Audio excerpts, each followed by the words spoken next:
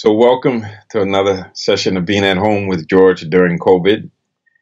And I would say if I had a theme this week, it would have to do with back to basics, this idea of keeping it simple and keeping it moving. And so, the theme, or what I always talk about each week, is this idea of the possibility of embracing the pain, the hurt, or whatever the discomfort is, or whatever's happening, and at the same time generating hope. And obviously, it's important to generate hope, and we can become more hopeful, and we can have more of a seeking to pull the future towards us when we have an idea of what our purpose and what our intention is. And when I talk about basics and going back to basic fundamentals, I'm not necessarily talking about survival, although survival is part of it. I'm also talking about thriving, about being able to just engage in a way, especially as the season changes and as we start moving into shorter days and maybe less energy because we have to think about school and all the other activities that come with the end of summer, and how to do that, and how to manage our time and energy. So it's really about how to get clarity about what's important, what are the priorities. And I'm reminded of this book called The One Thing. And in that book, it talks about this idea of what's the one thing that makes everything else easier or unnecessary. And so it's what a lot of us know about the 80-20 rule, where there's this rule that if you have a list of things that have to be done, if you can identify the 20%, that gives us 80% of the value. So if we have 25 things to do, if we can identify with the 5 things, not going through the list, but what are the 5 things that make everything else easier or unnecessary? And so this finding the one thing is the 80-20 on steroids. So you go from 25 to 5 to 1. And the one thing it could be something as simple as just making the next play. Be as simple as just asking the question, what's my intention? What am I doing? What's the next thing that needs to be done now that actually makes everything else easier or unnecessary? And so for me, when I think about that, it means just being able to generate the hope, and then to connect that with meaning, with purpose, and what's the next thing I need to do for myself, so for inside out, so I can be at peace, so I can be at ease, so I can have a clear mind, so that I get myself between that space between stimulus and response, where I can have the freedom and power to choose, make that choice that takes me towards what I want to do, and who I need to be. Because once again, we go back to, how do I do the next thing when I don't even really know what the next thing is?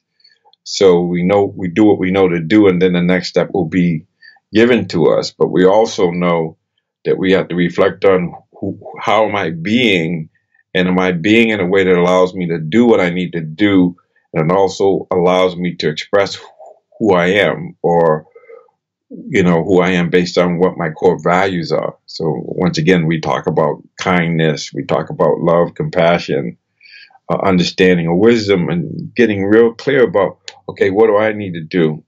Am I addressing my basic needs like food, clothing, shelter, in spite of the fact there might be a lot of scarcity with that. And then if I have loved ones or little ones, I have to attend to them. And if I have elderly parents or relatives or neighbors, how do I support them? So the first thing is for me to be clear about how I can be of service, how I need to be so that I can do what I need to do, and taking care of self and other. But it begins with me. It begins with me taking care of myself. I have clients, I work with people, I have family members.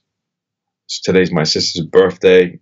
So how do I attend to all the things I need to attend to, but yet attend to others, attend to people in a way where enhancing, generating hope, and the purpose is to get beyond that illusion of separateness, so that I see I and the other are one. So even though someone may be struggling, can I pause and be kind to them? Can I pause and really, even if I can't do anything, at least pray for them, or at least have some compassion, some empathy for them, in spite of the fact that something may be happening that's beyond my control. And so I had a situation today where I had to run into the building to get mail because we're not allowed to use the office, this particular office. And so I ran up to get the mail, and when I came down, a car was double parked and parked and preventing me from leaving, from pulling out. And so I was waiting, and then I saw there was a elderly man in the car, and then his wife was coming, who was also elderly. And once they got in the car, it just kind of stayed there, and I had to get out and say, "Excuse me, could you move so that I can get out?" And the woman was very upset and saying, "Can't you see we need to do things?" And I was sensitive to her, but at the same time, I had to say, "Yeah, that's all well and good, but but you can pull up so I can get out. I'm not stopping you from doing anything. I'm just asking you to let me go, and you can just pull over to the side." A simple thing like that. And so how did I do that in a way where there's a sense of urgency, because I had a time, I had to be at another appointment at a particular time, but at the same time, I wanted to be compassionate for them, also to myself, and just say, "Listen, we got to figure out how to do this. I'm not stopping you from doing what you need to do, but you can't expect me to be waiting for you to move like you are here by yourself. You're interacting with others, and all you have to do is just pull over and let me get by." And when they pulled over, I got by and I moved up. And it was really challenging because at the same time, I could feel her concern because she just came from the doctor's office. It's a doctor's building. And at the same time, I had to honor the fact that, yeah, that's all well and good, but I need to go, and it's not about you. And at the same time, I honor you, but we need to do this together. We need to figure out how you can be you and I can be me, and I can move without feeling like I have to sit there and brood or be upset because I didn't want to upset someone, instead of really having that awareness to at least explain to them, "Hey, here's the situation. I don't have anything. You can still do what you need to do by just moving, and please let me out." And I was very nice and everything. And her husband, or the elderly man, he was fine with it, and he moved over, pulled over. And it was interesting because there was a car there before, so he couldn't have pulled over. That car moved, and then he could move. And so that's another thing I'm talking about, keeping it moving. Just make the next play, or at least say, okay, this is what needs to happen. So we keep everything moving. We keep everybody being able to take care of themselves and others. And it's challenging because it feels like it takes a lot of energy. And when people are visiting the doctors, there's a lot of anxiety, and she was obviously under some distress, and she was really reacting to me as if I was causing stress, instead of realizing, wait a minute, this man has been sitting there for 5 minutes, and I'm expecting him to sit there for as long as it takes, rather than just realizing, oh, I can move. There's a free opening, and I can kind of move. And so I could very easily see myself in their position, and being able to hope that I could see, oh, he needs to get out, and there's space. Okay, just give me 1 minute and I'll move, and just kind of move like that. But there's many situations like that. It could be with loved ones. It could be within the house, because a lot of us have been in the house together for 7 months. And even though there's school, I can't imagine what folks that have been doing school at home, and now in the beginning, another round of at home school, having to be at home and to do stuff online on Zoom. And I can't imagine what kids feel like, wanting, like, I want to just scream. I want to get out of here. I want to get out. So I'm saying all this to say that it's really challenging at this time, but yet we still have to take care of ourselves. And so on some level, in that space, when I'm with others, little things like wearing a mask, keeping social distancing, and trying to be helpful, trying to be, give people a smile or be open and not be so reactive to people.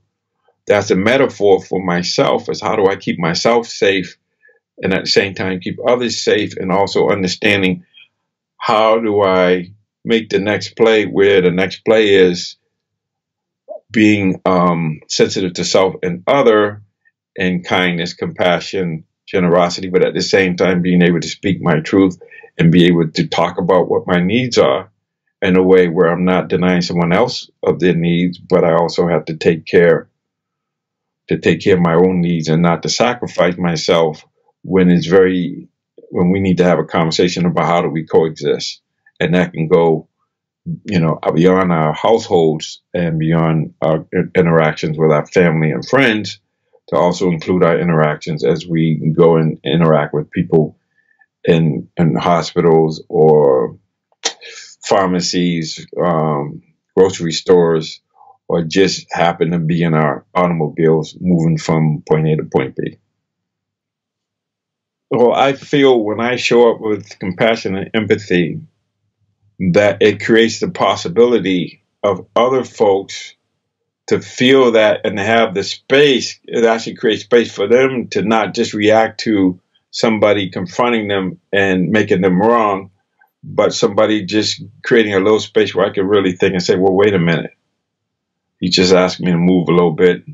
He's not telling me I'm wrong or whatever. And so there's a space for them to respond to what I'm saying versus react to it. But I really can't control whether they react or respond, but I can create the possibility. I can create the space for them to show up in a way that's conducive to harmony, to collaboration, cooperation. And even if they don't do that, then I can accept the fact that I did it. I did what I was supposed to do. I did the best I could do, and I can't control the outcome. But by me having my voice, honoring myself, and making the attempt and having the intention for harmonious interaction, then that's still going to reflect on my own being, even though they may not respond to me in the way that I would like them to.